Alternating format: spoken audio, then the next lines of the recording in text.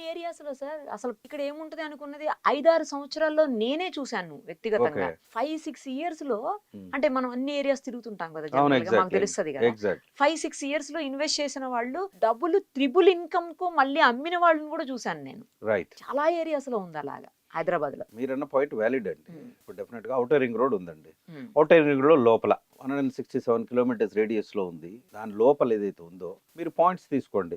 ఉమ్. మీరు వెస్ట్ తీసుకోండి. వెస్ట్ ఇక్కడ తుక్కుగూడ ఏరియా వచ్చేసింది. ఓకే.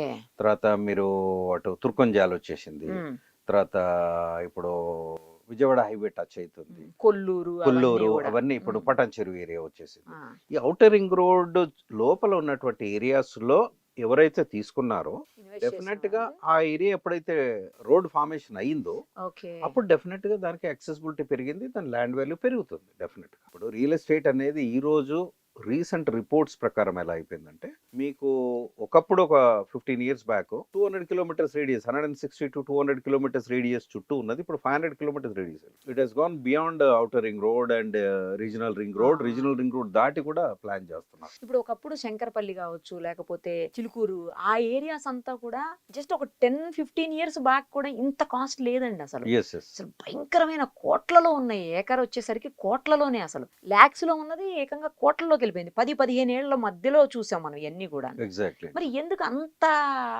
ఎందుకు కేవలం ఈ ఫెసిలిటీస్ వల్లనేనా, ఇప్పుడు మీకు యాక్సెసిబిలిటీ వల్లనేనా? యాక్సెసిబిలిటీ ఒకటండి, that is one of the factors. Um, ఇప్పుడు మీరు శంకరపల్లి అటు సైడ్ తీసుకున్న ఏంటంటే, ఇప్పుడు మీరన్న చిలుకూరు బాలాజీ ఐలాండ్ అది కొన్ని సర్వే నెంబర్స్ 111 జీవోకి వస్తాయి. ఓకే. 111 జీవోలు ఏంటంటే G+1 అంతకంటే అంతకంటే పర్మిషన్ ఉండదు. లేదు. మీకు 20% ఓన్లీ కన్స్ట్రక్షన్, 80% ఇది ఓపెన్ స్పేస్. అక్కడ ఏంటంటే అది యాక్సెసిబిలిటీ బాగుంది. అక్కడ ల్యాండ్స్ ఏంటంటే బాగా కొరి పెట్టుకున్నారు ఆల్రెడీ.